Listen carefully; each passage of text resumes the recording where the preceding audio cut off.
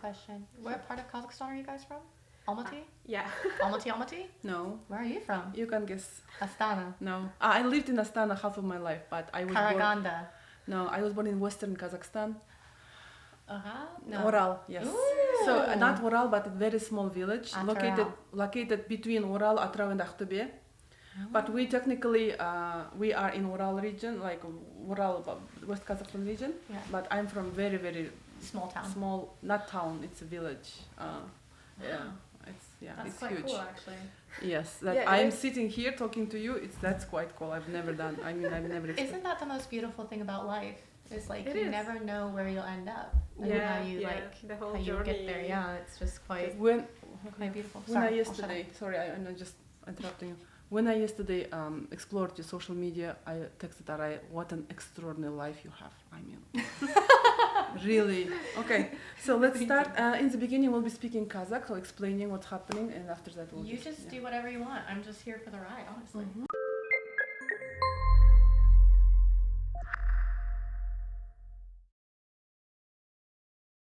Құрметті көрермендер, сәлеметсіздер ме? Бүгін бізде кішкене ерекше шығарылым, иә. Иә, бүгін біздің қонағымыз аты Сейдж, қазақша аты Гүлмира, кезінде тағы бір документалкаға шыққан Жібек жолы арнасында жанар жүргізушісімен. Жанар Байсемізова деймін, журналистің аты. Жаңағы шетелдегі асырап алған қазақ балалары туралы сериялар жасайтын өте мықты журналист. Сол кісінің қазір біз мына жерге сілтеме қойып қоямыз. Біздің подкастты тоқтата тұрып, сол сілтемеге барып, әуелі сол деректі фильмді көріп, содан кейін қайтып келсеңіздер, одан да қызық болады деп ойлаймыз. Соны айтып алайық дегенбіз. Рас. Иә. Бүгінде онда біздің қонағымыз Гүлмира. Бізге қош келді. You welcome, Gulmira. Hello. Hello, Gulmira. Салем. It's like one of 3 Kazakh words I know. Гүлмира қазақша сөйлемегендіктен біз бүгін әңгімемізді ағылшынша жазамыз. Бірақ содан кейін немесе үстіне дубляж жасаймыз, немесе титр қоямыз, сіздер түсінесіздер. So I just said that we'll be speaking in English, but after that we'll... I'm excited to speak in English. If we did this interview in Kazakh, I could say Ahmed, Salem, and қалай. So it would be a very short interview. Қалай, Гүлмира? Something жақсы. You could just say жақсы and that's it. Жақсы. In the beginning you said that you would prefer us to call you Gulmira, not Sage, and why? I used to be really private about my birth name Gulmira, which is actually my middle name. So my middle name is Сейдж Гүлмира. But I used to not tell people it because in America it's a very different name. And so now as I have found my family and as I've been more comfortable being Kazakh in my life, I just want to be called Kazakh. Yeah, it's a beautiful name. Flower of peace, right? Is what it's called, I think. True. Yeah. So And I was not a peaceful child. And so. it's very modern. I think it was invented in 80s. Oh. Because mir it's in Russian. Because gul means flower, yeah? Yes, gul is very takes roots from Persian, but it's considered Kazakh word. But Gulmira, Elmira, Gulmira, Indira, and all of these modernized names, they were invented, I think, in 80s. Yeah, 80s. Yeah. Yeah, so our first prepared questions is, do we all have Russian accents? Can you hear it? Or maybe some Kazakh sounds in our English? Is it different? But it sounds similar to Russian a lot. Okay. I think for foreigners, or not foreigners, Americans, it probably just sounds Russian. But I know Russians, and so I know the difference between a Russian accent and a Kazakh accent a little bit. I can differentiate it now. But it just sounds like a Kazakh accent. You speak Russian? Oh, no. Oh. I just have friends that are Russian. Okay. I wish I spoke Russian. That would be nice. Yeah, I think it's one of the hardest languages also to learn. So is Kazakh. So is Kazakh. It's, Kazakh? I don't know. I don't know how hard it is.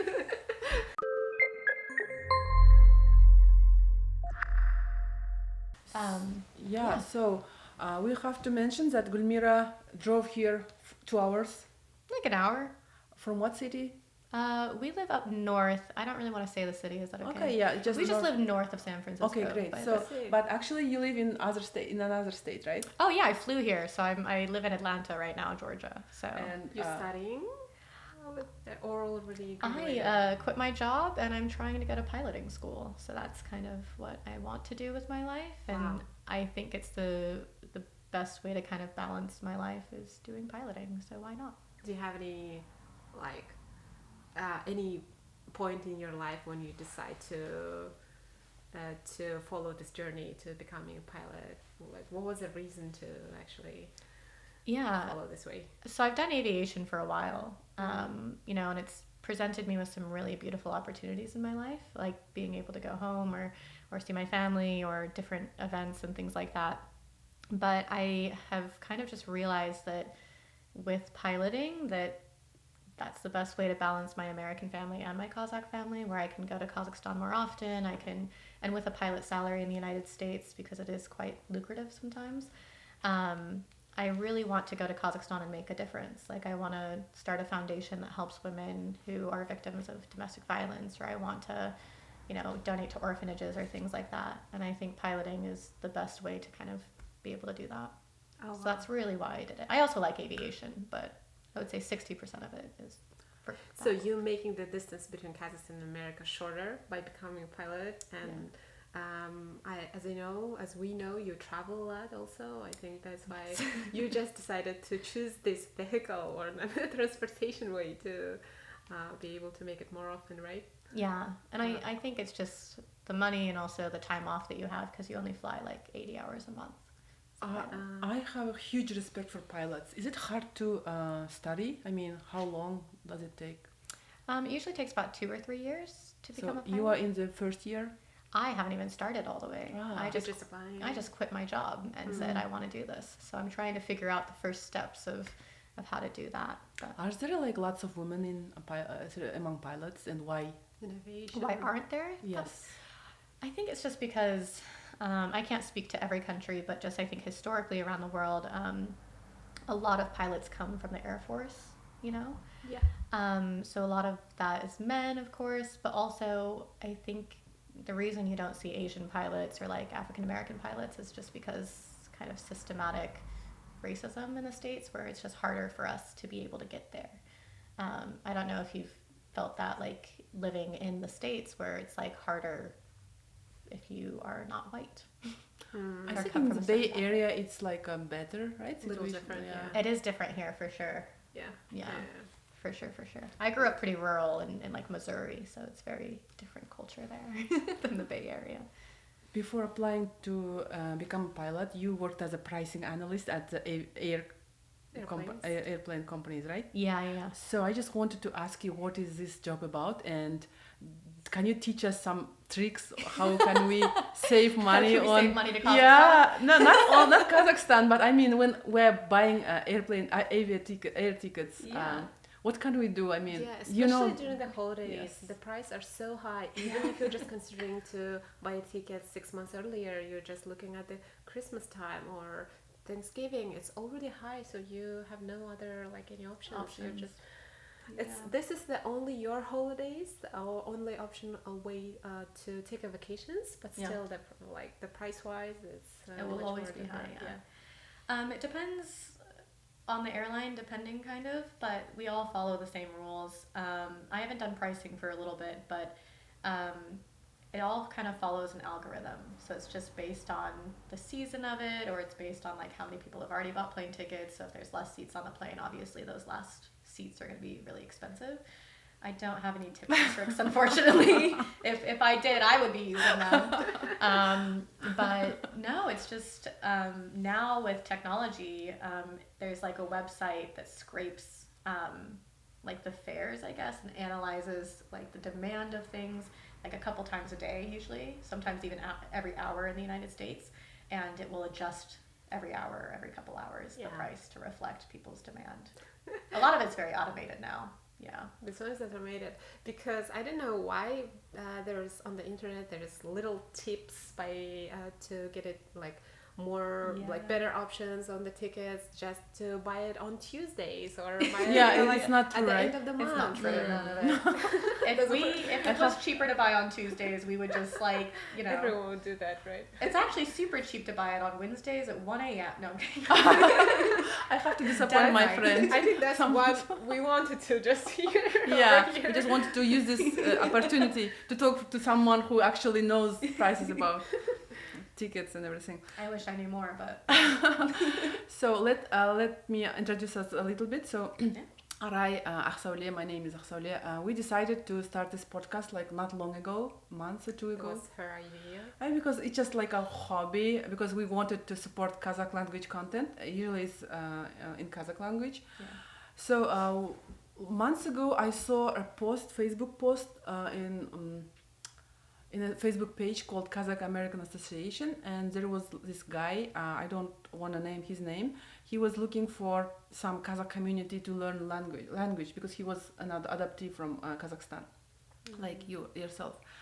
So I got this idea, why Aray and I would not talk to this or to another person who is in the same situation, but do it like a different way. Let them ask questions about Kazakhstan. Why don't we answer those questions? So our audience in Kazakhstan, our main audience is in Kazakhstan, right? So they would know How the people around the world originally from Kazakhstan have any ideas from the site. Yes. Yeah.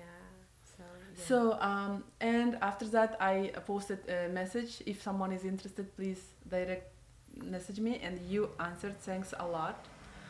So and we wanted to ask you first question about your ever first memory in life. Do you remember what is your first memory? I don't actually really know. I have bits or pieces. I think I remember like when I was pretty young. I don't remember anything about Kazakhstan. Mm-hmm. Of course. Yeah, like I was pretty young. I was like 3.5 when I was adopted. Mm-hmm. So I don't remember anything from the orphanage or anything about Kazakh culture.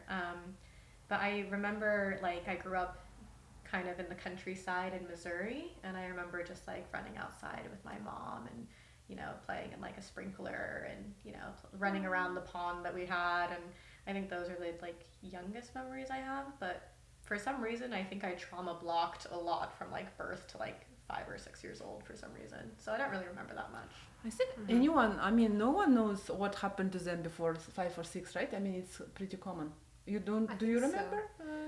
I don't remember much. Maybe some pictures from 3 years old, like me being like, again, having some play or fun with anyone around me. So that's like just small pictures. My first bright memory in life, when my younger sister was born, and mom and my younger sister, like little infant, they came home, and I remember seeing that red face, and that is my first memory, and we are 3 years apart.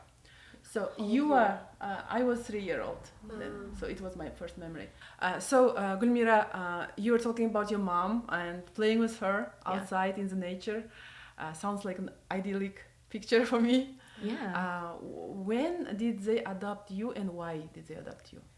So I was adopted in 2001, and it's really interesting, the story, because Kazakhstan, especially in 2001, no one really knows about it, especially in America, and even still, I don't know if you run into this. Borat wasn't filmed yet. No Borat yet to give the press, So it's really quite a miracle that they were able to even like find Kazakhstan or find me. Basically what happened is my parents just felt really inspired to go to Kazakhstan. So they felt drawn to that part of the world for some reason when they were adopting. And my mom actually had like a dream about me. And in the dream, she saw me playing with the rest of my siblings. I'm the youngest of 5, including me. Wow. And she woke up from the dream and was like, well, that child was Asian. So we need to start looking for our daughter. And this was before I was born, so they kind of, you know. So if she hadn't had this dream, you were like not be their daughter, right? I mean, they didn't have any plans adopting, right?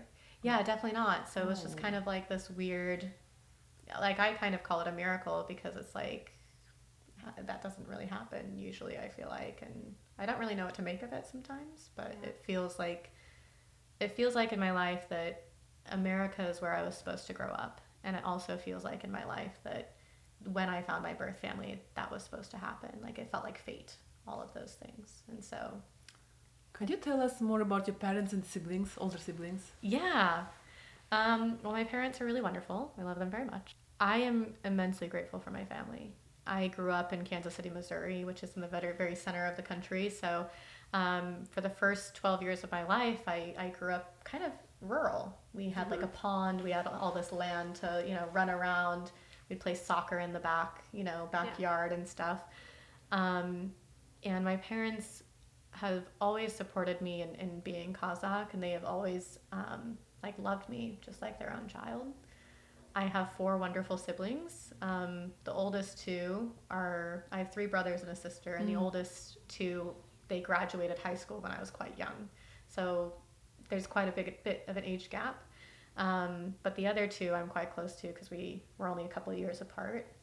And so my sister and I have a good relationship, and my brothers and I have a good relationship, but just so many fun memories of running around the countryside, playing soccer and hide and seek, capture the flag. We had a pond that would freeze over in the winter that we'd play ice hockey on, and yeah. So actually, when I was preparing for this podcast, I went through your Facebook page and found your dad's website. Oh, yes. The SeanKFoley.com. Yeah. And I seen some pictures, and I was so surprised because you look like them. Really. Yes, right? Yes. Oh, It's yeah. It's because I'm very white. Gulmira looks like her dad. I mean, you're Our hair almost blonde hair color, and your color. I mean, everything. I mean, I would if I didn't know your story, I would just say probably it's their I don't know, maybe some aunt or something. I mean, probably it's like blood related daughter. So yeah, that's what a lot of people think. Yeah. And for a while I let people think that because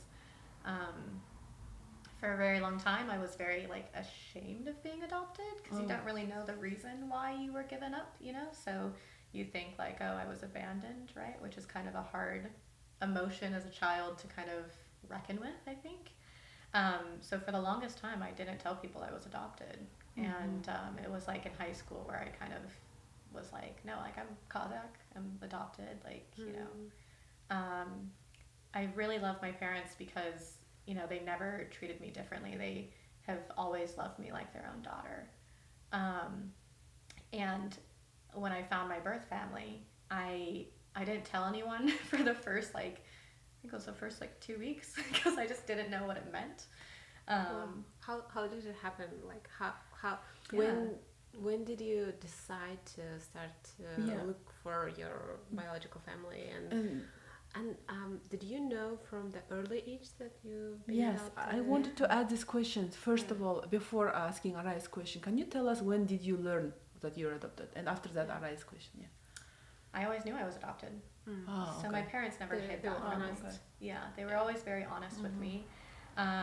It's something that they taught me about Kazakhstan. I think they could have taught me more about Kazakhstan, but also critical race theory was not really a thing in 2001. So I don't fault them for it.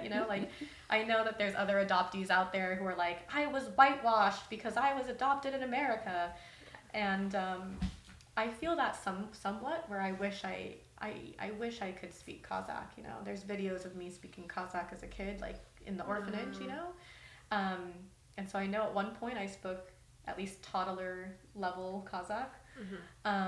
Or I wish I could have learned more about Kazakhstan as a kid growing up, but I don't fault my parents for it because it was 2001. Who knew? And also who knows? And also we didn't have the internet really, right? Yes. So yes. But they always, when they went to Kazakhstan to adopt me, they got all these things. So I have one of those camels with little pockets that you put the little coins in. My mom got me those. We have some wooden yurts. Actually, each of my siblings have one. Even my white American siblings have them. What else? There's books about Kazakhstan. My dad has a Kazakh chess set. I was still surrounded by things about Kazakhstan, but I was in an environment where I didn't know how to learn about Kazakhstan, if that makes sense. And so, they taught me about Kazakhstan. They never hid my adoption or anything. I think I would like to have known more as a kid, but I don't fault it against them. I can learn now, so. Yeah, for sure. Nowadays, I think it's more approachable. You can either search it via Google or something. Just these days, I think. But back in 2000s, it wasn't that is not really a hard thing. to reach anything. Yeah, which is why when I talk to other adoptees where they're like, I always feel different in those circles, because they will be like, oh, I should be speaking Kazakh, oh, I should be doing this, and I was like, you were adopted when you were like a baby. How were they ever, like, how were two American parents ever supposed to be able to speak Kazakh with you fluently, you know, or like find someone that speaks Kazakh, you know, like, it's just, it was so much harder back then to find those connections. And I personally in my life, I have only found Kazakhstan probably within the last 5 years, where I've like really been intentional of meeting Kazakh people or like meeting other Kazakh adoptees. Or what happened at that point of your life? Why did you decide to start looking for your birth family or country? Yeah. I mean, this is going to sound really bad. My birth family already knows this. I did not try looking for them, which sounds really bad. No, why? I just thought it was impossible. You're just enjoying your life? Oh, yeah. okay. Well, I looked, I had my documents, like, you know, my birth certificate or other things. But I was like, you know, any child that was born post-Soviet, 91 to about 2000 or 2001, I mean, that country, I mean, I'm not from there. I mean, I am. This is like the diamity of me being like, oh, I'm Kazakh, but I'm really American, but I'm not, but, you know. To my knowledge, Kazakhstan was very much in disarray post-Soviet, trying to find its identity again, trying to like establish its own government again. And so I really didn't think any of my documents were accurate. Oh. Because, you know, and then when I was in high school, like, I think you go through periods of your life as an adoptee where you want to know more about yourself, but it's impossible because you have no information to really go off of. And so, yeah, you know, it goes, for me personally, it went through phases where I was really interested in Kazakhstan, then I wouldn't be in it, and then I would be really interested again, and I'd try to piece together the things where I'd be like, okay, it says Astana on my birth certificate, so I know I was born there, so let me like go on Google Maps and like try to figure out this address, or, you know. But anytime I did that, like, I knew it was just kind of searching for a needle, not even searching for a needle in a haystack, but I just knew it was impossible. Like, I couldn't ever find it on my own, and I never tried to really find it on my own. It was more about just to discover more about myself. So when I did, I had the opportunity to meet the ambassador of Kazakhstan. So how? So did they reach out to you, or how did that happen? So you were living in Missouri? No, I was living in Utah. Utah, okay. Yeah, I was so there and for university. Kazakh embassy found you or not? You were around 20 years old, or? No, this was like when I was in college. So okay, this was so like how did that happen? 4 years ago? It's really interesting. Yeah, it's kind of a weird thing. So basically, the ambassador of Kazakhstan was coming to Utah. Okay. And he had said specifically that he wanted to meet Kazakh adoptees. To check on you. Yeah, and I wasn't the only one that showed up. Like, there's other adoptees in Utah that were in the documentary even, that I'm friends with. And so I just showed up. And through that, I met someone named Bakit, I think. Bakit. Bakit. That was close. Happiness in English language. Which I love that's the name. Our names are like Native American names. I used to joke. Really? For example, my name means Ақсәуле means white light. Aray, it's sunrise light. So it's like we're eagle hunters or something. if I'm allowed to joke like this. Heroes, flowers, yeah. flowers, So Bakit, yeah. So you've met Bakit from embassy. Yeah, and so basically he was like, to the adoptee group, he was like, oh, we're gonna try to find your birth families. And when I sent my documents, this is gonna sound bad. When I sent my documents, I think I texted, good luck, haha, because what are you gonna find? You know, it's been 20 something years at that point. We don't even know if it's accurate. We don't know, you know, any of it. Like, at least I don't know, and I don't speak Russian or Kazakh, and there's only so much Google Translate can do for you in Kazakh. When I did the documentary, it was kind of a weird part of my life where I did the documentary, and then like 2 weeks later, they found my birth mom. 2 weeks later? Yeah, it took them like 2 weeks. So After filming, not after the publishing. Yeah, after filming. After filming. It was not published yet because it takes lots of time. It takes a lot of time to edit, yeah. How did they find your family? Can you tell us? I don't know. I would tell you if I knew. I really don't know. That sounds really bad. Who called you or who emailed you? What did they say? Oh, Bahit. Okay. What did he say? Did he prepare you some way? Like just no. Take a seat, Gulmira, have a sip of water. I'm going to tell you. Yeah, no. I wish that would have been a little bit nicer. No, so what happened was I was in Kansas City visiting my family, and how old were you?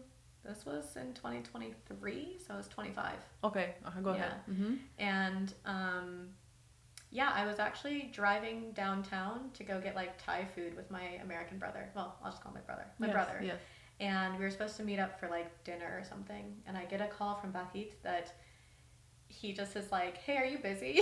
And I was like, "Oh no, I'm just like driving into the city, you know, like what's up?" And I knew that he was looking, right? You know, and he had been calling me or texting me here or there to like be like, "Oh, we're gonna start doing this," or "Oh, you know," but I wasn't really paying attention to it because I really didn't think anything would come from it. Like I thought it was very nice that they were doing this search, but I was like, I wasn't trying to get my hopes up, and I didn't think it would be possible. So basically I was like, "Oh, how are you doing? How have you been?" And he's like, "Oh, like, are you busy right now?" And I was like, "No, I'm just driving." And he's like, "Oh, okay, so yeah, we found your birth mom." And I was like, "Oh, okay, this is like a really big conversation, like a big moment." And I think, I don't remember what he really said because my mind kind of went blank and I was just very much in shock. Wow. And I remember I did have to pull off the freeway because I was like shaking. And then he said all this other stuff where he's like, "Oh yeah, like we found your birth mom. She still lives in Astana. Also, you have a birth sister. She's 5 years older. Also, you have a half brother. He's like 4 years younger. Here's this, here's this, here's this."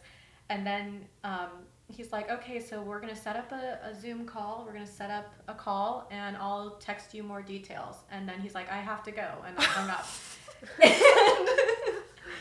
And I just sat there like in this He just changed your life and just hung up. And then hung up, exactly.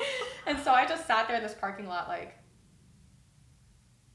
what? Like, you know, just in shock. And I feel so bad for my brother because I showed up an hour late to dinner. And then I was in so much shock that I didn't talk to him at all during dinner. Like I just didn't know. You didn't tell him? I didn't want to tell anyone because I didn't know what it meant. If that makes sense. So I didn't know if like, I didn't know, I trust Bahit, but I didn't know if it was true. I didn't know what it meant. Like I didn't know how it would change I knew how it would change my life, but I didn't know if it would like negatively impact my life or positive. And so I wanted it to kind of play out a little bit and have more information before telling my family because I didn't want it to be like, "Oh, we found your birth family." And then sometimes what happens is people will say that they are the birth mom of someone because they want money? Yeah, they want money or to be connected or something. And so I was that's not what happened to me, obviously, but I do have friends where that's happened. And so I didn't know, like, I was trying to give benefit of the doubt where I was like, well, I don't really know if this is really true, you know? And so I kind of kept it on the down low. But when we went out to dinner, I did not talk to my brother at all, to the point where he said, "Why did you want to do dinner if you're not going to talk to me?" Aww. And I remember saying, like, I can't tell you why, but it's something that is going to change my life, but I just can't tell you what is happening right now. But as soon as I can, I'll let you know. And then, like, you know, a few weeks later, I was like, "Oh, they found my birth family." And he's like, "Yeah, that makes sense that you were in shock and didn't talk to me." So you and your birth family had a Zoom meeting? Yeah. How was that? It was really late at night for me. Morning in Astana? Morning in Astana. Yeah, I think it's at least 12 hours difference. So the sun and night just it is flipping. Like exact the opposite side of the globe, right? Yeah. Like farthest destination. My parents could not have chosen a further place to adopt a child from. That's also like geographically so difficult to fly to. Like, it Also, takes like 24 hours to get there. tell us more. You get it more than I do. I've only been back once, so. Before you continue, I wanted to ask what month you were born, because when I came in Astana, it was 2001, and I'm just considering, were we in one city that time or not? So I came in August. Oh, no, you just left already? No, I was born in November in 97, but I was adopted in February 2001. February 2001. So you already left. Yeah, and my American parents, I don't know how they did it, because it was like -50 or something. Yes. It's crazy windy, crazy cold. They have pictures outside of these ice statues, like this ice park that, sculptures and stuff, and I'm bundled up in a little like huge coat, and my dad has one of those like Russian hats on and everything, and I've told them since, where I'm like, you guys were very brave to like, one, to come to a country that they didn't know, you know what I mean? Like, that's what I'm really grateful for, is my parents are my mom especially is very shy and very timid, and my dad too, in a lot of ways. They sacrificed a lot to get on a plane to a foreign country, especially in 2001, where travel was not as big of a thing as it is now. And when I flew to Astana... Stop here. Yeah. So, return to the Zoom meeting, please. Oh, the Zoom meeting. Yeah, sorry. I just wanna discover it like page by page. I just wanna understand. I'm so sorry. Yeah. The Zoom meeting, yes. So it was late in the night. Meeting. Yes, it was late in the night. And before doing the Zoom meeting, I had like written out questions, because I knew that I would forget it, probably from shock. I also recorded it, which I don't know if my birth family knows that. Sorry. I have a video just recording. For your own archives, right? Yeah, I have like a video recording of this like 2-hour phone call. And Bakit translated for us. And it was me and my mom and Tursun, my sister, and then Damir, my half-brother, or brother. Damir and Tursun. Okay, your siblings. What is the name of your mom? Birth mom? Rosa? Rosa, yeah, okay, which is like not really Kazakh. It's Rose. It's Rose. Yeah. I do know that, but it's just like, Rose is also an English name. Yes. So you know what I mean? It's like, it's like this white light or like flower of peace, and it's just like, oh yeah, Rose. Go ahead. So. Yeah, I had written out questions, and I am very, how do I say it? I knew Bakit wouldn't connect us without being sure that we were actually like related. I made sure of that, actually, because I really didn't want to, not even for me, I really didn't want another mother to go through thinking this is their daughter, because there were so many of us that were adopted post-Soviet, and so I just couldn't think of something like, if I was ever a mother, if I am ever the mother, I can't imagine thinking that you found your daughter and then realizing through like DNA testing or something, oh, this actually isn't my daughter. Like that would be so hard. So I made Bakit like very, like, just asked him so many questions, be like, are you sure? Are you sure? Because they wanted to connect immediately. And I was very much like, please, like, just review the evidence, really just double check, triple check if it's what is the evidence? Did he tell you?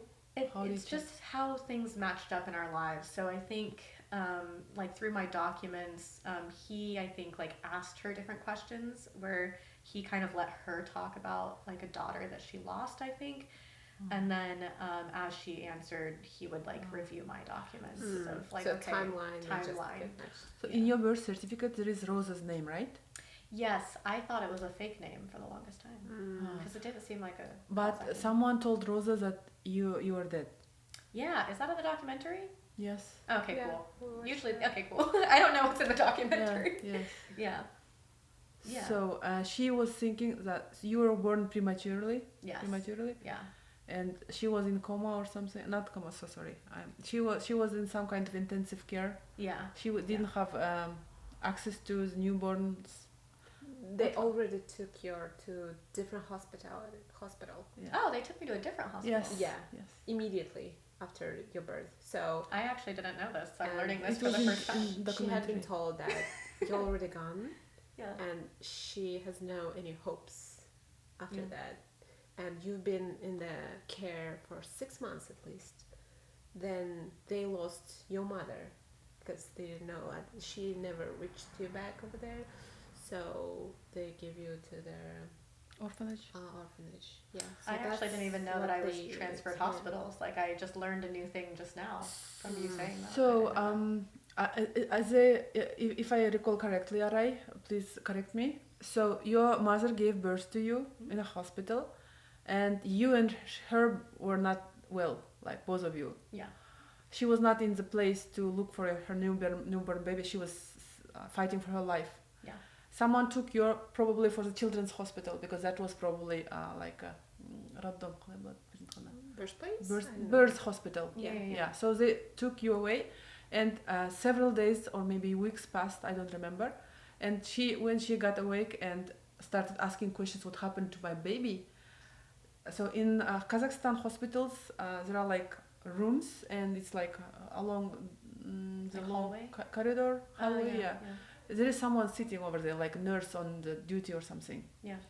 So she approached and asked what happened to my baby, and she said, There's no baby. There is no baby, yeah. And she stopped looking. I mean, maybe, I don't know, because you were premature, so I don't know what happened. I actually didn't know that I was transferred to a different hospital. I just assumed that it was the same hospital, kind of maybe like the States where, we have like the intensive care unit in the same building as like the, NICU or whatever else. Or so I learned something new about myself. In 2001, there were 2 birth hospitals in Astana, I know. Yeah. Probably one. So there are like different buildings. Because I studied in Astana and I know Astana very well. Yeah. So it's like not like here, for example, like lots of units. It's like only several floors of women giving birth. How interesting. When it's like a normal labor, they just stay with their moms and they just discharge them like in 2-3 days. Yeah. But I don't know what happened if baby is in danger. Probably they just take the baby and just transfer them to another place. Or I don't know. Yeah. Probably. I think that's probably what happened. All I know, because I don't really I know the story, but it's hard because it's like bits and pieces, right? Yeah. So I didn't even know that I was transferred to a different hospital outside. I thought my mom and I were just in the same hospital this entire time. But yeah, basically I was born premature, and they told my birth mother that I died, and I can't imagine going through that as a woman or as a mother. Yeah. Like waking up and being told that your daughter has died. It must be extremely traumatic. And she told me that, she accepted it at first, but she told me that there was part of her that felt like I was alive. I don't know if she says that in the documentary, because I don't speak Kazakh, so I don't know what's said in the documentary. But there's a part of her that felt like I was still alive, and she still had hope. And so when Bakit reached out to her, I don't even know how he reached out, maybe via Instagram, maybe via phone number, I don't really know. She knew that she was a little, I think, what's the right word? She was a little apprehensive of someone asking very personal questions of, this very traumatic period of her life. But as soon as, he was asking these questions, kind of confirming the details of my story, she knew that I was alive. And I can't imagine going through that emotion as a mother, realizing that your daughter is alive all these years. And realizing that, wow, we could have been a family this entire time. Must be really hard.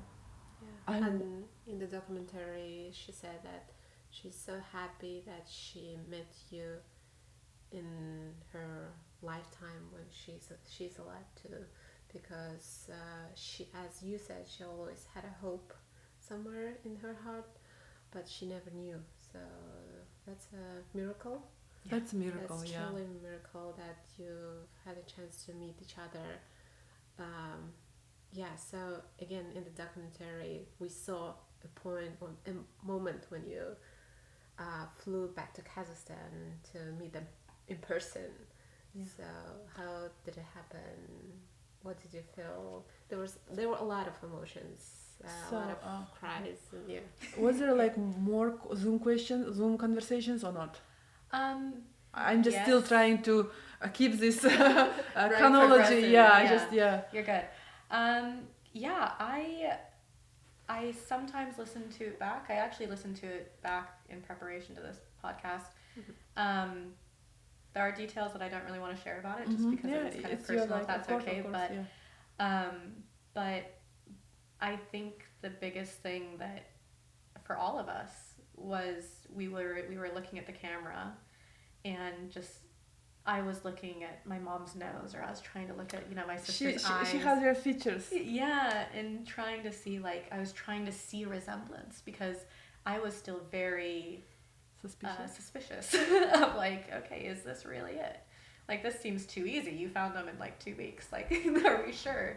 And so the entire time when I was there, it was kind of like an interview from my point of view, where I would ask Bakit to ask these questions just to make sure that it was legitimate, and also the entire time I was writing down all these notes, of their responses, and looking at their faces, kind of searching for resemblance, because I wanted to be connected, but I also wanted to make sure that it was accurate and that it was a real connection, if that makes sense. But basically we all just kind of, for a very long time in that, just kind of looked at each other like this, trying, just having shock. I would see my brother just be like, oh my God, and it always had a buffer, because they don't speak any English and I speak no Kazakh. It's like a TV drama, right? Kind of TV drama. You're living your life in Astana or wherever Damir is, and one day he wakes up and he has a sister. Yeah. I already asked you a question. So how did you end up in Kazakhstan? So tell us. Right. That's the most exciting part. Yeah. Was it several years ago? It was last September 2023. Maybe October 2023. I don't remember. Yeah. Fall of 2023. Okay, so so basically I found out that my birth family existed maybe in July, I think, of 2023, and I remember talking to my American parents and being like, I need to go back. I just have to go back. And I remember my parents, they were like, okay, yeah, this is really important, but do you need to go back the next month? That seems pretty soon. Let's be a little more rational. And usually I'm very logical and rational, but there was part of me that just knew I needed to go home. I think a lot of it, as much as I love my birth family and feel so happy to be connected to them, I really couldn't stop thinking of Rosa and having a daughter that lives in America. I know that it is impossible for them to come to America and visit me here. It just is not financially viable, or it's just very difficult to get visas or whatever else, And so I knew that I would be the one that would fly. Working in aviation, knowing aviation, I just knew I needed to. So I took 2 weeks off, and I flew, I think, Amsterdam to Aktau, because there wasn't a direct yet to Astana.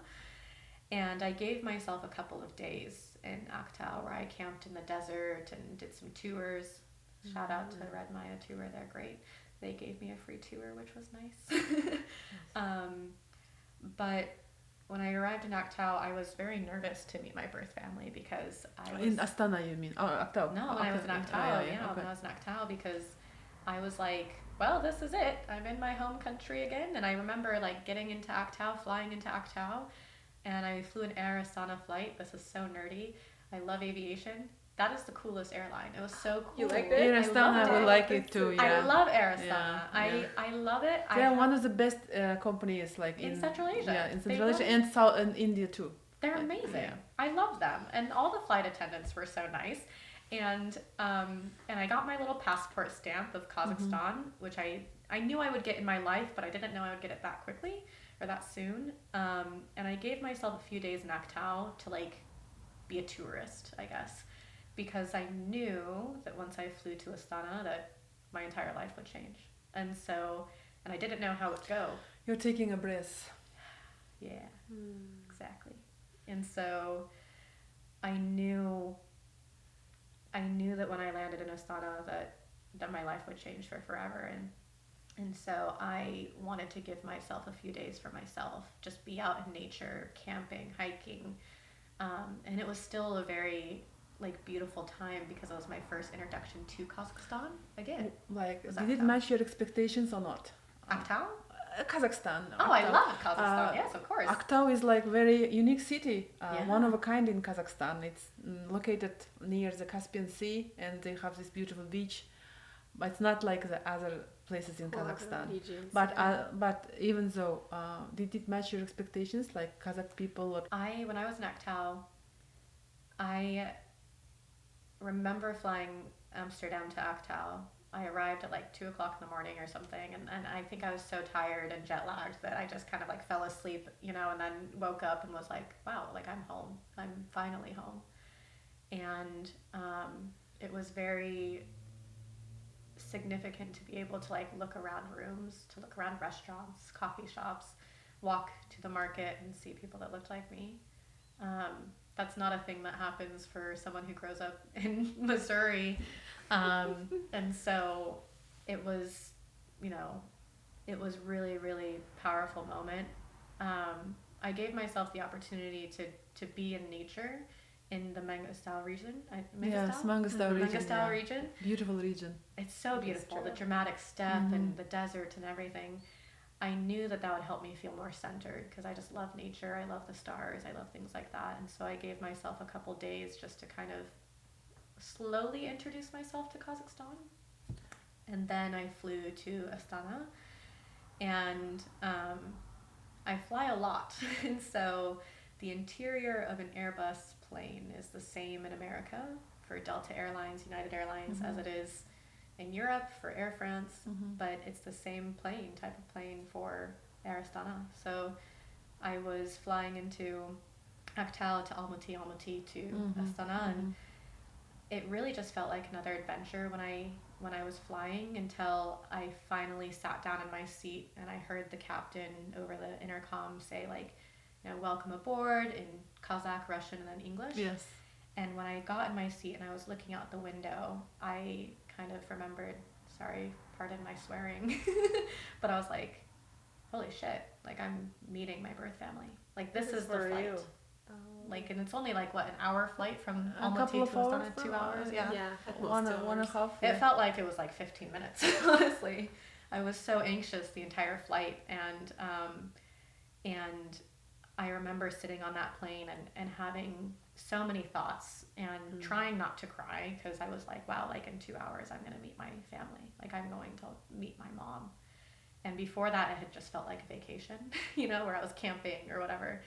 And then I had a thought of my American parents where I, was just thinking wow, they did this. They flew into Astana. And what were their emotions like? Were they nervous like I am? Or were they excited like I am? Were they looking out the window and wondering where their daughter was, And so I had a very clear thought of my American parents and their emotions. But when I landed in Astana, I was the last person off of that plane. Why? Intentionally? And I was mostly just nervous. Sitting there, yeah, waiting for everyone. And I know that the flight attendants were like, what the hell is wrong with this girl? It's just a door, get out, get off the plane, And I was so nervous. I'm usually very confident. I'm usually pretty bold as a person.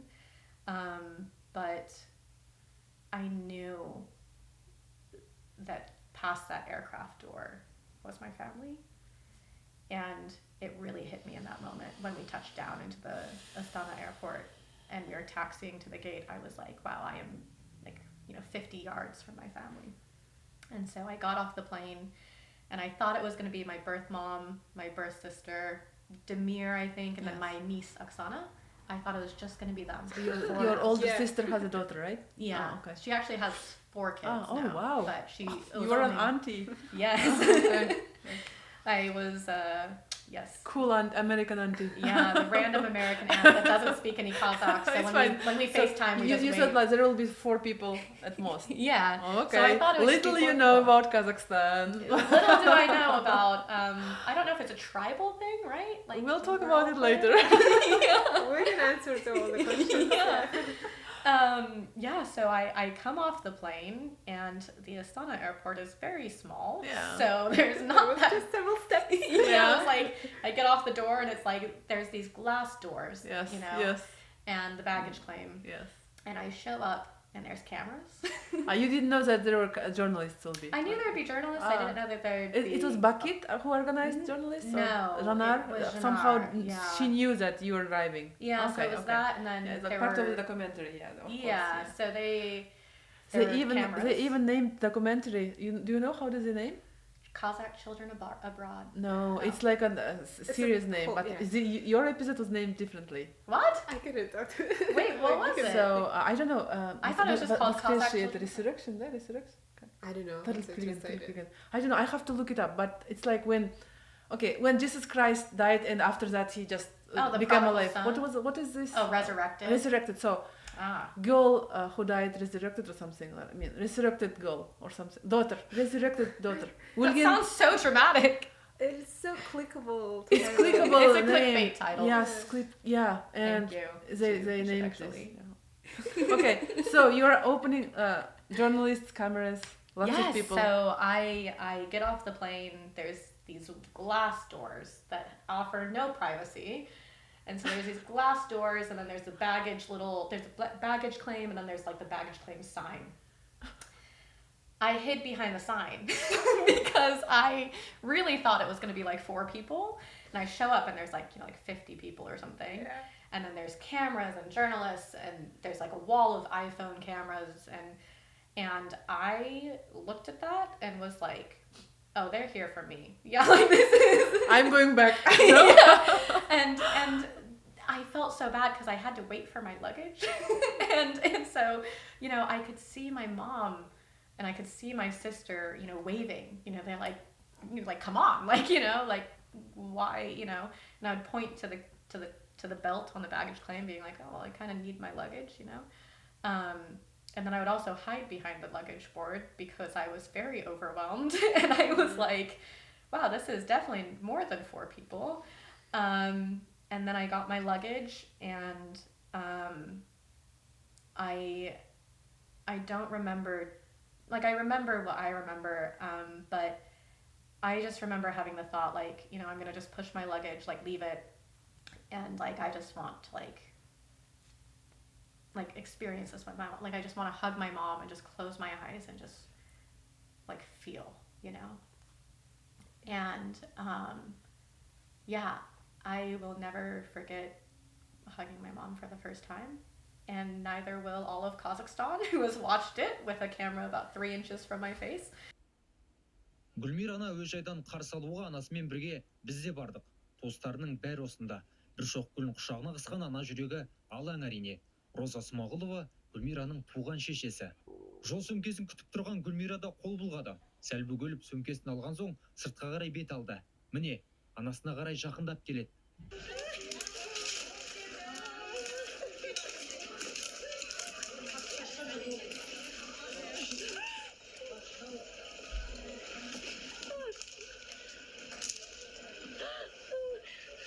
«26 жылдық сағыныш, көзде жас, көңілде қуаныш». But I think I don't really know how to articulate it, because it's 25 years of waiting for her.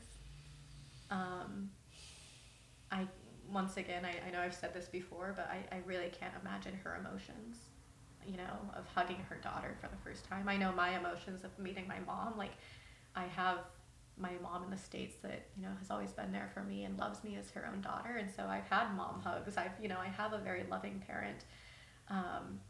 And, I love Rosa so much, and it was so amazing to be connected. But I know that for her, it was just even more of a miracle. And so I just the way that she held me, and the way that I hugged back, it just felt like home. Like it just felt like a mother's hug, you know. It just felt so natural, and I don't usually cry, and so in the I was like sobbing, and you know, like, oh my gosh, of course you were. Yeah. And who wouldn't? Yeah. Your sister and brothers, did they like find a way to you like very quickly, or there was like a shy period or something? No, they you know, I was hugging all these extended family members that I didn't know would be there. So there's all these like aunties and uncles, and I don't know if they're like cousins, or I don't even know how some of them are related to me because there were so many of them. But yeah, I was really excited to meet Tursun because she has wanted a sister for so long. And I know that sisterhood is very important in Kazakhstan specifically, like, and so for her to have a sister is just so important to her. And so,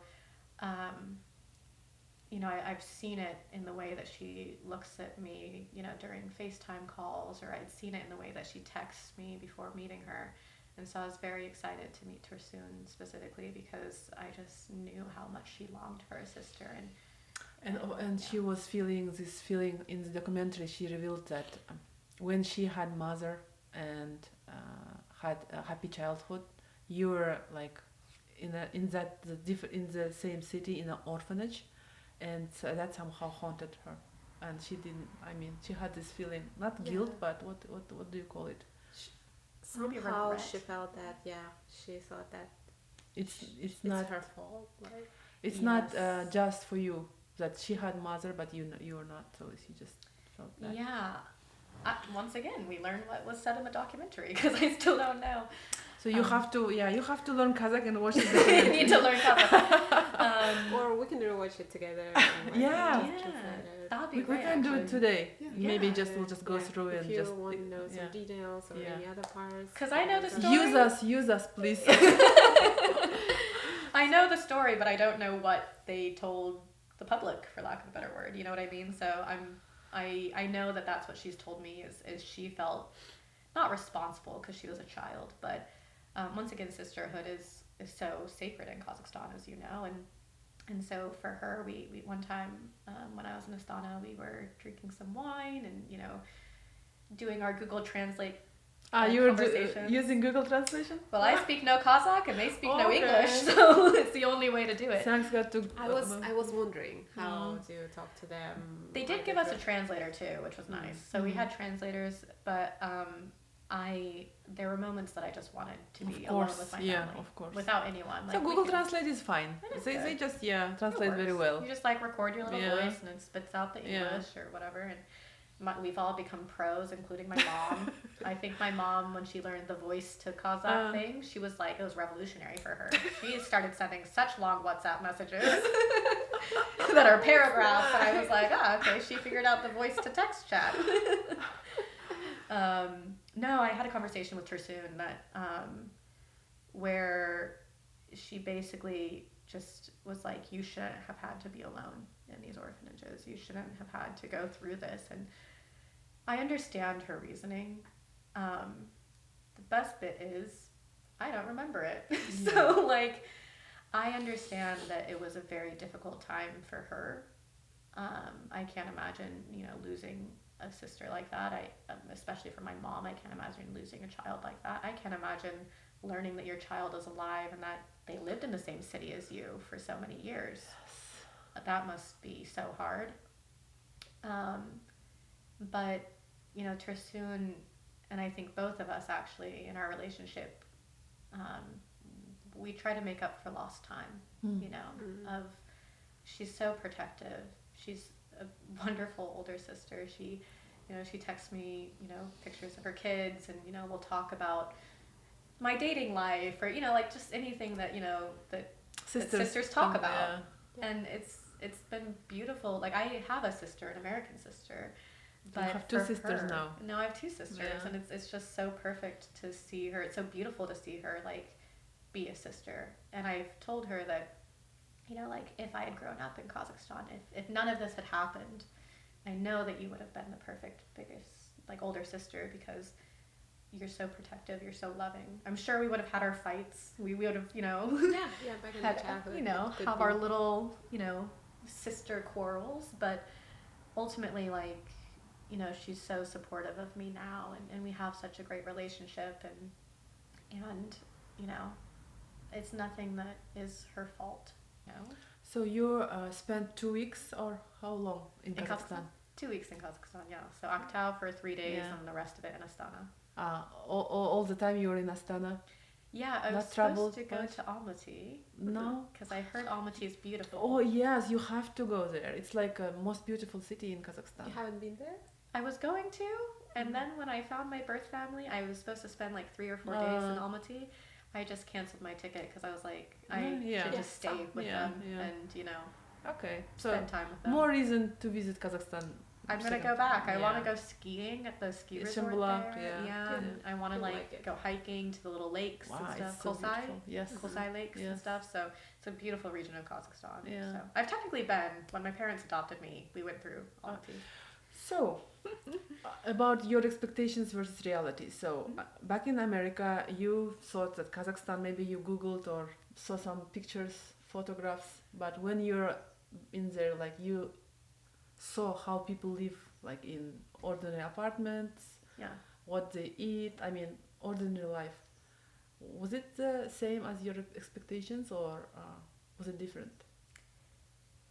I knew a bit about Kazakhstan before going because I've researched it more in adulthood. And then, we know, like, I've met the ambassador and I, have been to the consulate here in San Francisco a few times. And I've been around other, Kazakh women or Kazakh families, other Kazakh adoptees.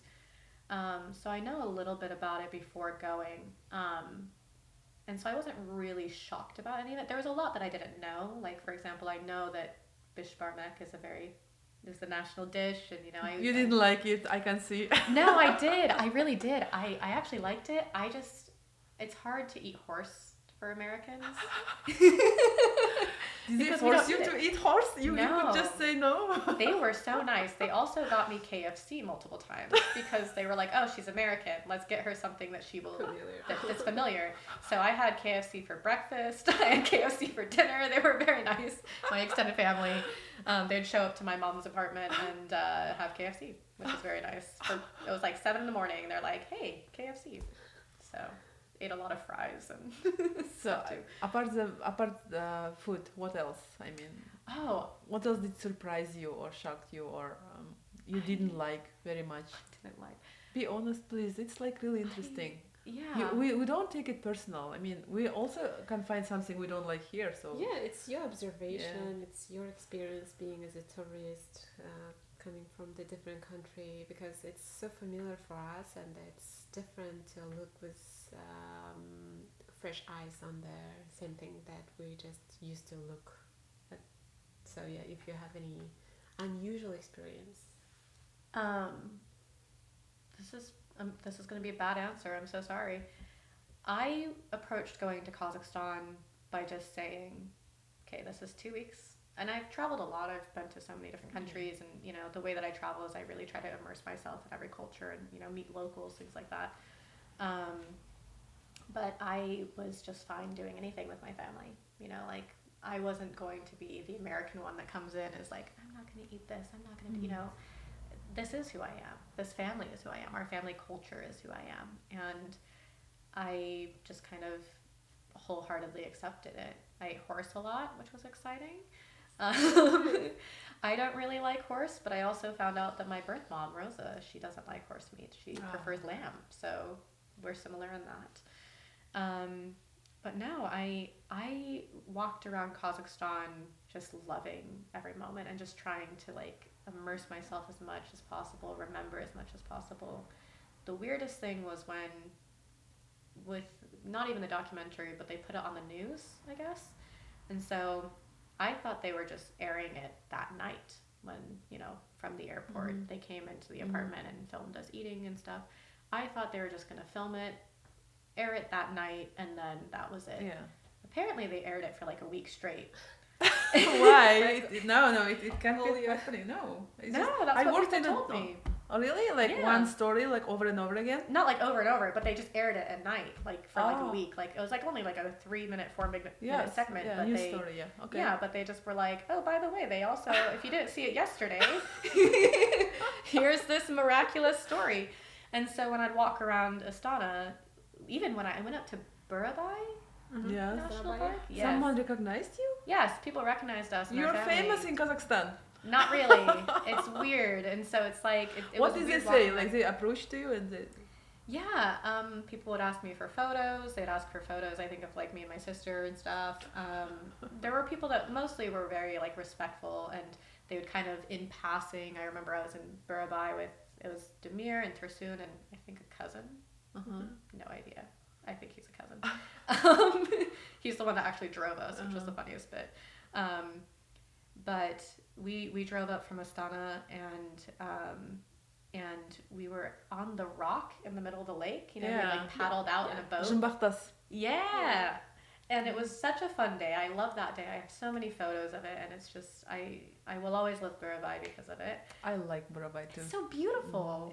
It's cozy. I've never been there, but You've never been there? We'll go next time. For Almaty people, it's like but for us, Astana people, it's like wow. Okay. Almaty is like we have our mountains down here. Like you call this a mountain? Yes. We have our own. Hold my beer. Hold my beer. So Yeah, so we were there on the rock, and we were just like taking, my cousin was taking photos of the three of us and things, and someone just like walked past up the rocks and was like, oh, like I'm just so happy that you guys are connected. So that would happen a lot, where people would just like kind of walk past and be like, oh, hey, like Sage, and I'd be like, oh, hi, okay, and it's weird because it's like. It's not an American thing. People here don't approach strangers, right? I mean, this not really with personal questions. In Kazakhstan, we love asking personal questions.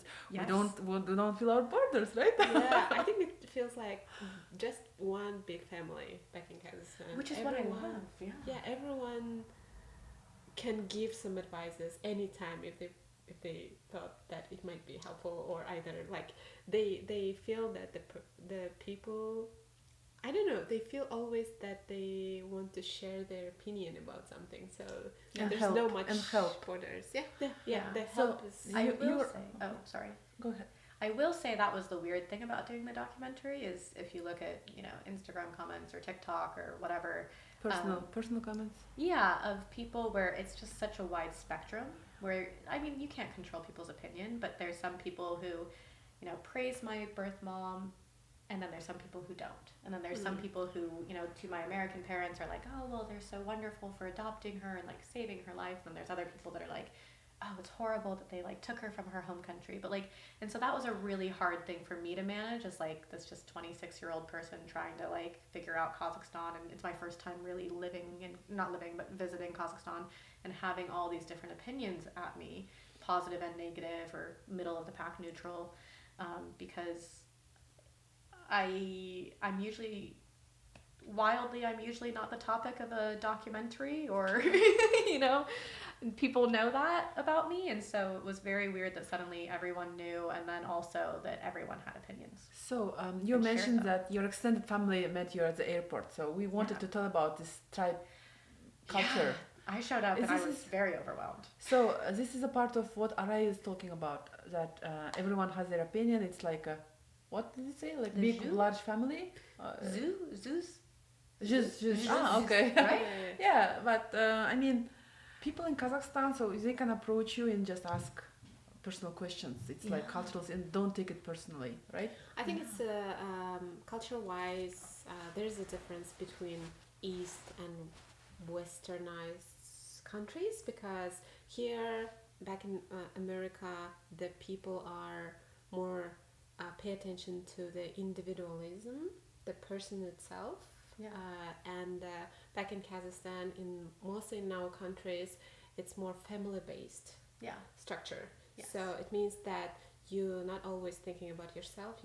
Maybe sometimes you think about your family first, then you can make some decisions, like anything related with work or like any changes. So I think that's a big difference. That's why you meet not just your own family over there. There were a lot of more people who maybe have some neighbors, relations. maybe colleagues. Yeah, I it think might they be were anyone. all like I think Friends. related. Yeah. Related, okay. But what was really cool and I felt kind of guilty about was there were so many people that traveled from so far. So when the translator was there, shout out to Adema, I think is her name. Adema. Adema. Mm-hmm. Love her. She's amazing. Beautiful. It's She, I beauty. mean, beauty. Yeah. Beauty. Does it really? Yes. Oh, well, she is so beautiful too. So that's yeah, she translated and she did it for free, which was very nice of her. Mm. She, I don't think, knew what she was getting into because there was like a million family members, and then I think it shows in the documentary where we go to the house and we're eating. Everyone at the airport, like they did go to the house too, but there were more people at the house that weren't at the airport. So I showed up to this house thinking like, oh, okay, it's just gonna be like the people from the airport. No, there were more people, and then we went to a different apartment with more people and like all this stuff, and it was just a lot of translation for her, and it was basically the same conversation, honestly, where I strive to be very authentic in how I talk and my interactions with people. I was very jet lagged, and then also it was really hard because every conversation was very similar, which was like, oh, I am insert Kazakh name, I'm from this region of Kazakhstan, or there were some people from Uzbekistan who had come from Uzbekistan or from Mongolia or other countries, and had traveled and sacrificed so much to be there, and they're like, we're so grateful that you're alive, like we never knew that you were alive, like may Allah bless you. And then they would ask me a question about myself, and so my default response for Adema to translate was just like, oh, like thank you so much for sacrificing your time to be here and like to meet me, like it's an honor to meet you. But it was basically just that conversation like 100 times in the span of several hours because it was like I was meeting so many people, and it was hard for me to feel like connected. Like I felt connected, but it was hard for me to feel authentic in those conversations. Sometimes we have big Kazakh weddings, so sometimes we don't know who's attending our weddings even, right? I mean, I know what you're talking about. Yeah. It's like our Kazakh tradition because Yeah. we rely on each other. I mean, rely on each other and on family members. I think it's because of our nomadic heritage. Imagine you're alone in the steppe. Yeah. You have to survive somehow. No You're water, living in a yurt.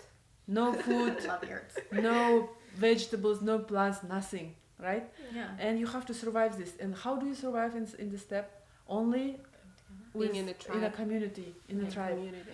And it's so deep down inside of us that we have to help each other always, look after each other and ask personal questions and be close.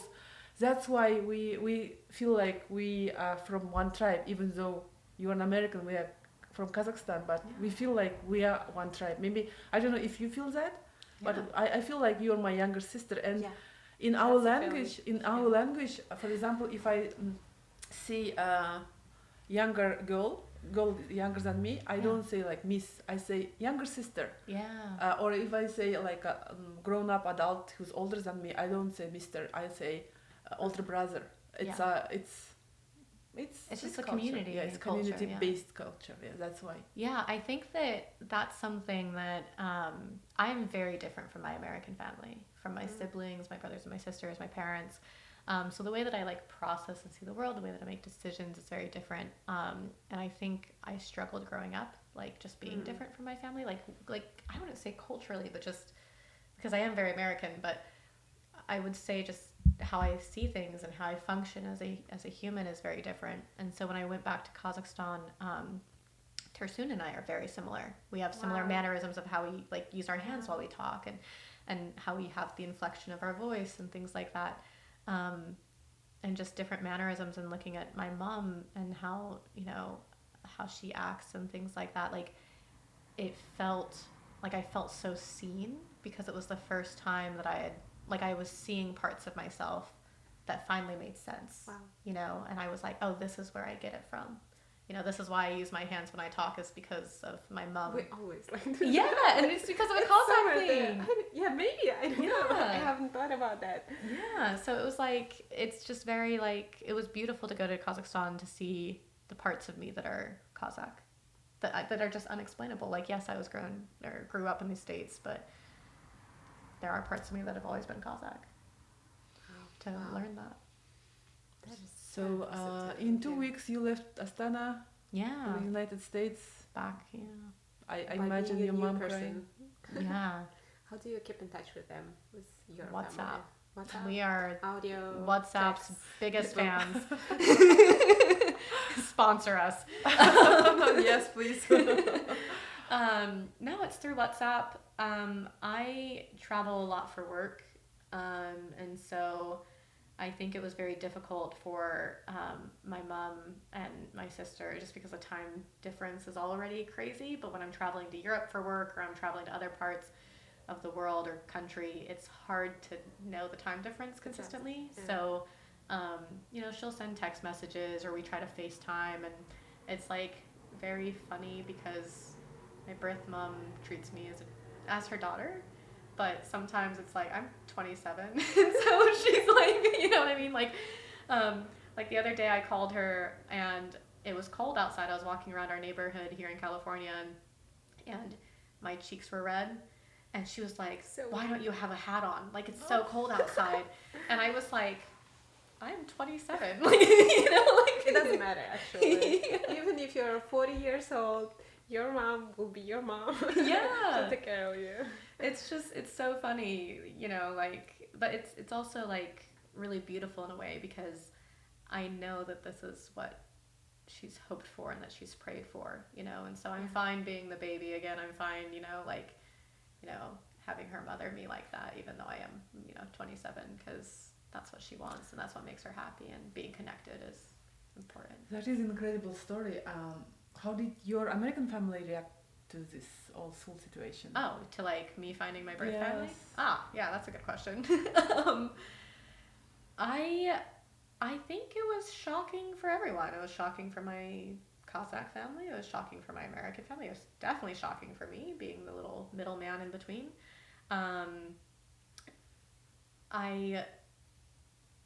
I didn't tell them at first because I didn't know what it meant to me. Yeah. But when I did tell them, my parents were supportive. They were a little like apprehensive in the sense where they're like, we don't want you to get hurt. We don't want you to, be attached to people that might not be your family or something. Like, we want you to be safe and, happy. So that was good. But I remember when I met my birth family, I was talking to my mom, American mom, and I remember having a conversation with her that was just like, hey, I know that they found my birth family, and I don't know what this means, and I know you don't know what this means, but like, despite this, like, you are still my mother. Like, you raised me, you gave me my education, you gave me these opportunities, you have seen me from elementary school to university to like being a working professional. Like, you've been there my entire life, and like, yes, this is a very big moment, but at the same time, it doesn't invalidate you as my mother. Like, you still raised me, you still did all these things. And my parents, American parents, they love my Kazakh family, and I hope to go back to Kazakhstan with them to like meet our families together. That would be great, right? Yeah, we've done WhatsApp calls together, So when I mentioned about your dad's blog here, I've noticed that you also have big extended family. So Yes. Foley family is like a big Kazakh. Kazakh family. Kazakh They Jews, also yes. have like cousins, grandparents, everyone around, children, grandchildren. In that sense, is they like Kazakhs? So, and the second one, I've noticed that your father, maybe mom too, they're very not religious, faith oriented, They're right? very, very religious, yeah. Very religious, right? Yeah. And I like this a lot because lately I'm also interested in like spiritual teachings, religions, and I like what he said about this. So I assume you grew up as a very religious person, right? Can you Yeah. tell about that part of your life? Oh. Because in Kazakhstan we have this stereotype. Before coming, I had the stereotype that Americans, they're not very religious. We thought that Americans are mostly materialistic. So like, you know, capitalist. Pretty fair, honestly. That's It was my stereotype. But when I came here, I realized that lots of people go to churches. They're very religious. They're very conservative. You wouldn't see that. So yeah, please share. No, I grew up in a very religious family, but I grew up in a very like caring family. I love my mom because she always gives so much of herself, and she is just such a genuine person. Like, she's someone who, you know, she'll have like cans of food in her car, so then when there's like homeless people on the street, she'll roll down her window and like give them a can of soup. So I have just two really wonderful examples of just love and care, and they're just very inspiring to me.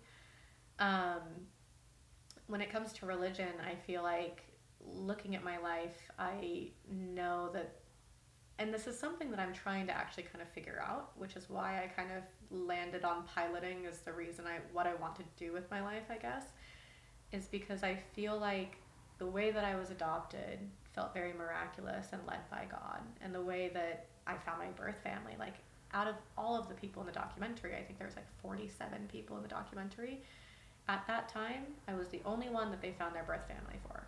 So it was like very, like, why me? Does that make sense? Like, wow, this is like out of everyone that could be connected. And now, like, as time has gone on, there's been more people that have been connected to their birth families.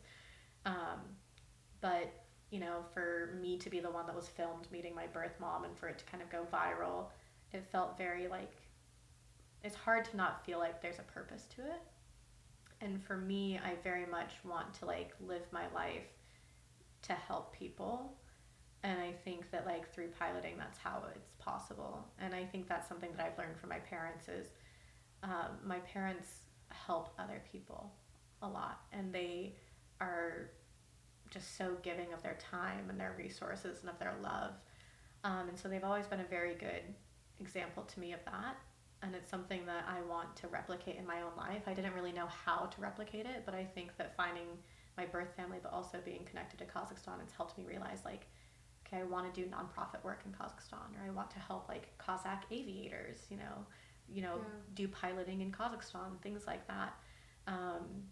Because it's such a core family value of my American family, but I want to bring that to my family in Kazakhstan as well. I don't know if that made sense. Yeah, it's beautiful. Oh, okay. Thank you. You guys are so nice. No, it's really... Also, I discovered that you spent a couple of years, or maybe 1 year in France. Yeah. You speak fluent French. That's so cool. French, yes. So you can easily learn Kazakh with q, r, and sounds. Yeah. I also speak some Dutch too, but... Yeah, so... Well, when I tried to do Kazakh language, because I have some people who are trying to teach me, they always tell me I have a French accent when I speak it. And I'm trying to learn it, but I'll be real with you, it's a priority, but I'm busy with other things in my life. Can you say, hi, my name is Gulmira? Salam. That's really My name is... No. Don't remember. Менің атым? Atam. Gulmira. Менің атам Gulmira. You said my grandparent is Gulmira. Менің атым. Менің атам. Atam. Okay. Not atam. Ata, it's granddad. Yeah. Atam is my name. Yeah. Menin. No.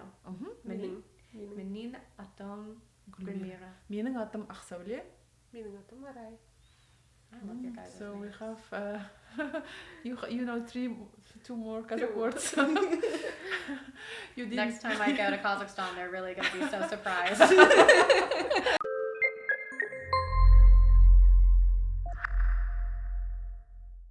So we can swap now with the roles, and you can ask us question about any questions related about the Kazakhstan, the culture-wise, the history-wise, maybe facts, maybe just we're wondering about something. So yeah, feel free to ask anything. We will try to answer or explain it. And I wanna invite everyone in the comments, please leave your answers too, so Gulmira can go through and just we'll know more about like so original roots in Kazakhstan. Yeah, let's like try everything. to answer these questions too. Okay. Oh, that'd be cool. Also, I'm excited to meet all of you guys too. Like, I hope you guys know that. Like, I always love meeting people from Kazakhstan. So it's yeah.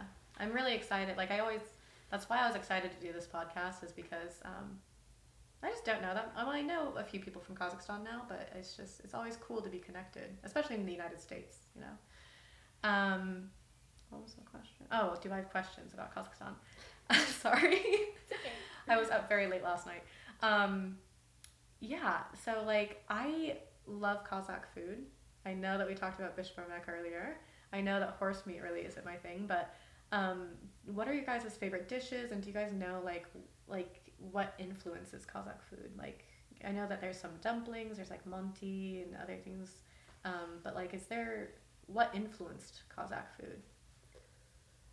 First of all, I think the main ingredient of Kazakh traditional foods starts from meat, because it's easier to you guys dry eat it so up. much meat. Because with a nomadic style, it's easy to keep the meat either dried or to marinate it, and we cured. didn't have any freezers at that time, I think, for such a long time, so it was the only way to have a food, starting from the meat, because the nomadic people, as you know, they're always moving, always changing their locations, place to live, because of their it's not a turturuk. Livestock. Yeah, because of the livestock, because they were following the nature, weather, and the weather cycles, and the people always moving from one place to other place to keep that lifestyle, like the livestock, be more in balance with the nature. Yeah. So that's why I think the nomad people couldn't stay at one place and do gardenings. Yes. And have some, like, a lot of vegetables. That's why we have at least meat, some dough, as an ingredient in the food, and after that we can add something. Yeah, I did answer very beautifully. I want to add some things about dough. I think dough came later in 19th century. Wow. Was it influenced by like China? Maybe Russia. We became part of the Russian Empire. Maybe there were like some flowers or something, sacks of flour coming. I don't know, but I think baursaks and the mantas, those, and the bishbarmak, even bishbarmak, those like the noodles. Yeah, I think it's all Came later. I think in the back in time we had only meat, maybe some meat, milk maybe products, spring onions, as and you know, curd, it's also dried. So Gulmira, imagine, so you have only one horse and you are nomad. You don't have chicken, you can't carry like pigs or cows or sheep, right? You are riding your horse. So, and where do you get your food from? Because you don't have a freezer. So you use your horse to drink its milk. Have you tried, actually? I think what is it called? Hummus. What? Hummus. It's very sour. I've tried shabat. Shabat is which is the sweeter. camel milk. It's sweeter? Yes. That was not my experience. Softer. Yeah. I don't. Well, now that you told So, me that it's little softer, sour. I don't know if I want to try the horse milk. It's like alcohol. Hummus is like an alcohol beverage. Oh, because I tried shabat when I was in Aktau, and I was not really a fan. Maybe you didn't have good luck with good Shabbat. Usually Shabbat is sweeter. I had it a few times. It was very bitter. But I don't blame you. I understand you. It was, and also one of the times I had Shabbat, we like were driving in this like Toyota on this like highway, and we just like pulled over it's a on champagne. the road, and it was like some like table with this big like case of it. And it had been sitting in the sun all day, and I just was like, I guess we're gonna drink this. And it was very, it was warm, and it was. And it's not pleasant. Okay. It was not great. The smell was very. So you ride your horse. Yeah. So you get your milk from horse, and you make this curd to something. So you can keep it without a freezer, and you have only meat, like again horses. That's why. That is what is influenced Kazakh cuisine. Maybe later, from China we got teas, like black teas, and from Russian Empire. I think Kazakh tea is the best tea, honestly. Oh my gosh, I brought tara. I thought we'll be drinking tea, so I'll be making Kazakh tea today. I even brought milk. I literally love tea. So next time when you visit Kazakhstan, definitely you have to be in Almaty too, because nowadays there are a lot of modern Kazakh cuisine cafeterias and restaurants. You can easily go over there and try the most traditional meals over there, and they serve it in the restaurant level. And sometimes at some restaurants they explain the history of this meal, how did they make it, and from what region of the Kazakhstan they are. And you also can go to the cafes, and nowadays in Almaty especially, the Tara cafe, you can have It's Chicago. They have one in Chicago. So it's the same place. So they decided to open it in America too. I actually was thinking of flying to Chicago to just go to it. Because Chicago is a lot closer. But you'll try that's true. tea with taro today, later. Yeah. So nowadays they're making coffees, latte with taro, cappuccino with Tuған. So they have a lot of options. So Almaty became a destination for foodies from all over the world right now. It's really trendy. I think New York Times or some authority magazine or newspapers, they included Almaty restaurants as one of the most wanted places right now for food. I'm literally going to go there next time. I'm hoping Almaty is very to go back to Kazakhstan this year. 2025. Yeah. So your next question. Oh, okay. So with the jus. So French word. Yeah, you can hear the French accent, or maybe the Dutch accent. I was wondering if it's because I know it stems from nomadic tribes. Yes. Is it something that Kazakhs really take pride in still? So for example, I'm in the Argon. Oh, so I wanted to ask you, you're Argan. Yeah. Actually, my husband is Argan, so my kids are Argan.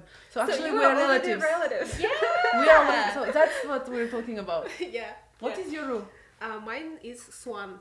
You're from older great Jews. Yeah. Argan is from middle one. Oh, because it's upper, middle, and lower. And I'm from lower. Oh my God, we represent all of Kazakhstan. Yes. What part of Kazakhstan? Because Argon is in the middle central Kazakhstan. Astana. Yeah, it's central Kazakhstan. Central? Yeah. Okay, where's the other ones from? Swan and Almaty and south.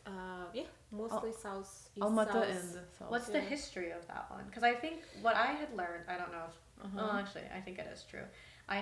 There's the Kazakh community in Atlanta where I live now, and we did Kazakh Independence Day together last weekend, and so I try to do some stuff like that.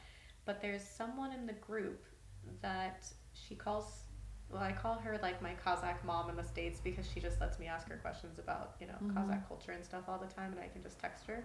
But she was telling me that Argon is the warrior tribe. Okay, and I'll explain to you. A lot of them have lighter hair and lighter skin. Is that true? Are there different stereotypes of different tribes? Always. Might be. So Jews is Kazakh tribes. They consist of 3 Jews, great one, middle one, and lower one, right? Yeah.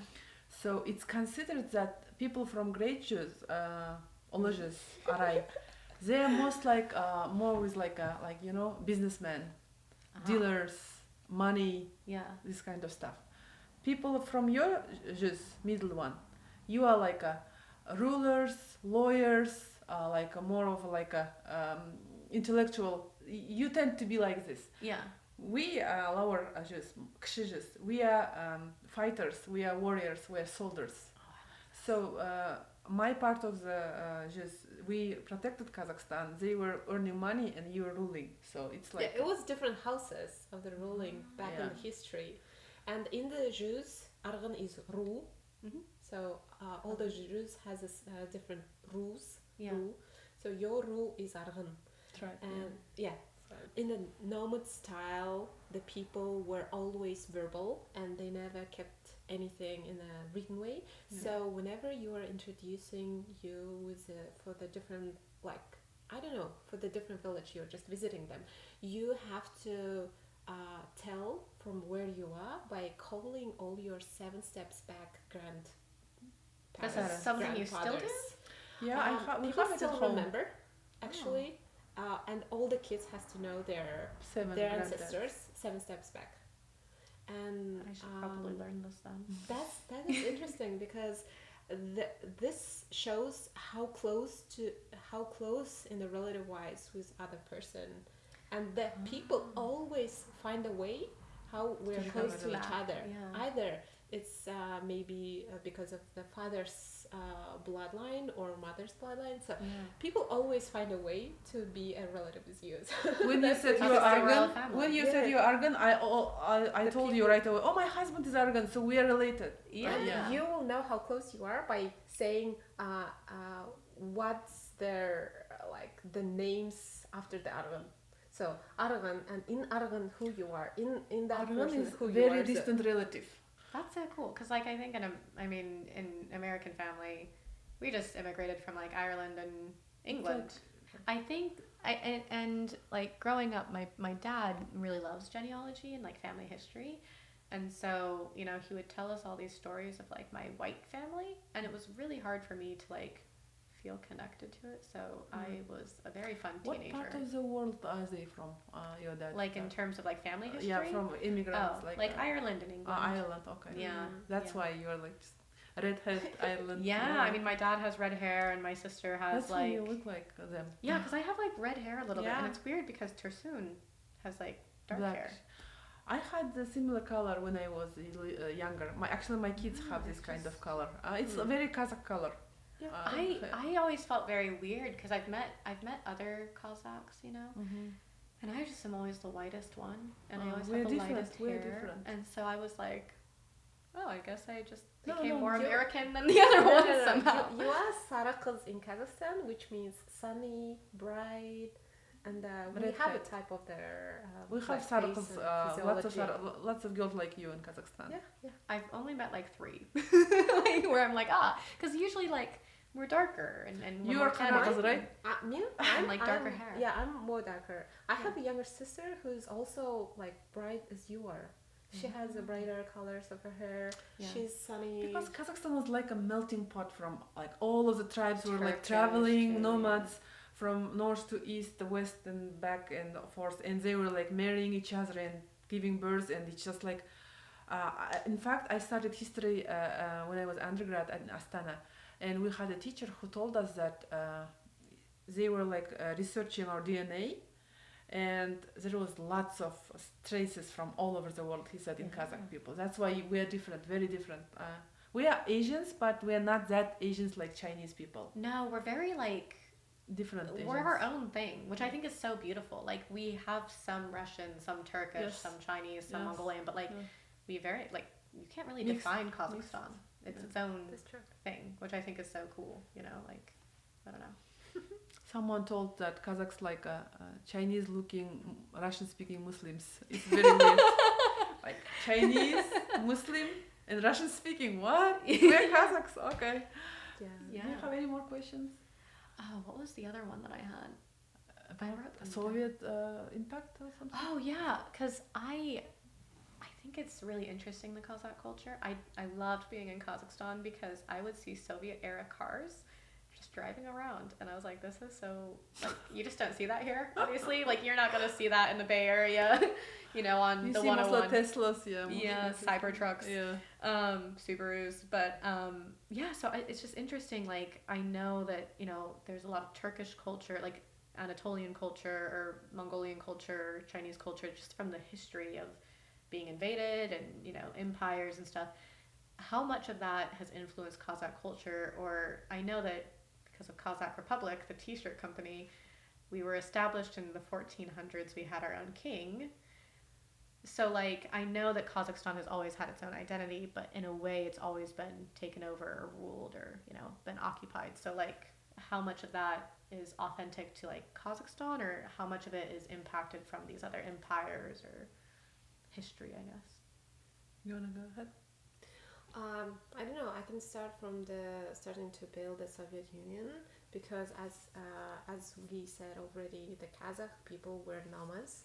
They didn't sit at one place, but slowly in early 80s, in 90s centuries, they're like forcefully decided to stop nomadic lifestyle.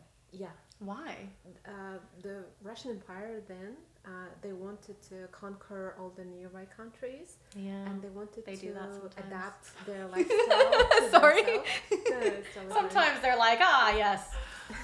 So it influenced in Kazakhstan too, and they actually conquered Kazakhstan, but they thought that they can quickly change the local people and made them more like stable, and made them to work at the Little do they know that Kazakh people are very stubborn. So. yeah. No, but we almost lost our language. Wait, Yeah, really? Yeah, because Is this under the stars? Like in the 50s, because of changing the lifestyle, all the nomad people didn't know how to become different people and how to build their lifestyle without livestock. is this like Because 1950? it was taken 30s, 1930s, but at the 20s, 1950s, in the Kazakhstan, just 30% of their populations were Kazakh. Wow. Because all the people were like a lot of people were died during from the famine. hungriness, During famine. because all the livestock famine. was taken away from them, trying to build the communism. So it hit a lot, and a lot of horror stories about the hungriness back and then, because there's nothing close to you like you can eat in the steppe. Yeah. So it was horrible. I mean, the Yeah. steppe is very like unforgiving in a lot of ways. There's not that much vegetation in a lot of In it, right? 18th and 19th century, Kazakhstan became part of the Russian Empire. Yeah. So we entered 20th century becoming a Russian Empire, but we still had our nomadic lifestyle. Our ancestors had lots of herds. In 1920s, Russian policy made that, so they forcefully stopped nomadic lifestyle. Yeah. And they So said, that wasn't a decision from starting Kazakhstan, from it was today, Russia that no. Oh. Starting from today, you have to live in the houses, build your houses, make kolkhozes, no more moving around, and lots of millions of livestock died. After that, there was big famine. So, in fact, some scientists say that several millions Kazakhs died in the 1930s. Have you heard it or not? I don't. This is going to sound so bad. There's I don't know there's anything a book about in Kazakh English culture. about the Kazakh hungriness. It's something that I want to do better at. I was very busy this year with work, but and also Kazakhstan for me is very new. So like I really only started like not like accepting, but I really only started like putting energy into learning more about Kazakhstan, like on a bigger stage, probably like 4 or 5 years ago. And so I feel like anytime I talk to Kazakh people, I just learn so much about like my own history and like, you know, just, and I think like not only is it history, but like it's our story. It's all of our stories of our ancestors, you know. So a few millions people died. Probably our great-grandfathers not so long ago. Yeah. In America, you can still meet people who were born in 1930s. Yeah. Our great-grandparents, they died of famine. And also they forgot the Kazakh language because they were only opening schools in Russian. Russian was the language of science, education, technology, and parents were forcing their kids not to speak Kazakh but speak Russian because they wanted them to do good careers. And so when we became independent country in 1990s, we didn't have lots of language and culture and like traditions. It was mostly lost. Yeah, so we survived somehow. Yeah. So it's a miracle that we can speak Kazakh. That's why if you go to Astana and Almaty, you can hear mostly Russian language outside. That's why one of the reasons why Aray and I were doing this podcast in Kazakh, because we want more online Kazakh language, more online Kazakh content, because we don't want our language to get lost. I think that's why I think it's so beautiful that you're doing this, because you give a voice to people. You give a voice to not like to an entire country, to be able to preserve like your heritage and your language. And I had no idea that it was almost lost like that. Like, Yeah. I don't know. I also sometimes analyzing my behaviors, and I'm seeing that I have some generational trauma for my grandparents, and still have some fears of something. I don't know. Is it related to you? Because I think you might have some DNA memories. Traces, yeah. Or traces. I'm just wondering about. For example, my mom's dad, my grandfather, he lost his parents during this famine, and actually his own mother gave him to the orphanage because she didn't have any food to feed him. yeah. It's my grandfather, maternal And grandfather. they still remember. It was very recently. That's why we still have these bad memories, and we didn't reflect on it much. Yeah, we haven't talked about it Yeah. much. Do you feel like there's like a cultural shift, like not just for you guys, but I think I've seen that where people are so proud that they're Kazakh. Like it's really, really beautiful to see. Do you think that there's going to be a bigger shift, I guess, of like Kazakh media, like in film or music? Like I know that there's already Kazakh like singers. I've listened to Kazakh music. I've seen some Kazakh films. But do you think that's just going to continue to grow and grow and grow? Or do you think that, like I know that English is being taught in Yeah. Kazakhstan just because it's the language of the world now. Do you think that there's going to be more focus on English or Western culture because of it, or do you think Kazakhstan will still be able to hold its like traditional values and culture? I think it's becoming more modern, and we definitely have a Western culture influence. And at the same time, I think it's good to have something more fresh, more modern. It's good to have other data, other information from other corner of the world, and to build something new. So I think it's all for good. And Kazakhs are embracing themselves nowadays. And as I said, there's a lot of more restaurants are opening, based more in the more traditional cuisines, and people are always wearing the chapans. Yeah, And like, nowadays yeah. it's becoming more dress code.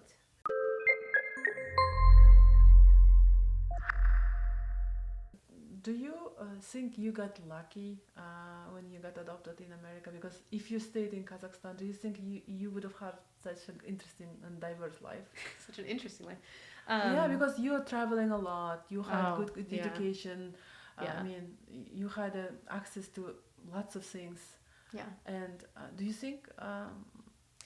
No, It is good. I think that's something that I really have had to like learn in my life is kind of survivor's guilt, realizing like there's so many kids that were born post-Soviet, and the country was in such a disarray that so many of us got adopted, so many of us were abandoned or whatever. I know that in Kazakhstan, I don't know if I would have survived. I don't know if I would have had the education that I do. I wouldn't have the opportunities that I have had in my life. So I feel very like grateful that I'm adopted. I love that I'm adopted. I love my American family. I love my Kazakh family. And so I think that's something that I've really had to learn in my life is, yes, losing my culture and losing my language and these things are very hard, but it's very much better than the alternative where I probably was homeless or would have been homeless or other things. And now I'm in a position where I feel like with Kazakhstan, I have such a clear vision of how I want to impact Kazakhstan and how I want to help people in Kazakhstan that if I wasn't adopted, I would never have the opportunity to do. So I'm very grateful I'm adopted. I love my family so much, and like it just wouldn't have been the same, I think it would have been different if I wasn't. Now I don't think, oh, what would have happened if I wasn't adopted. I think more like, oh, what would have happened if like I stayed with my birth family. Like, what would the childhood have been like? What would have my life turned out like? Because that's a new, interesting thought to have. We are immensely grateful to you that you drove all the way here, your car here, and you just spent so much time with us. And it was such a joy to talk to you for me. Yeah, thanks for sharing all your experience. And we I think gladly had a great conversation over here. Thank you for having me. See you next time. Have some fun sometimes. Yeah, Thank you so much. Have a good day. Thank you.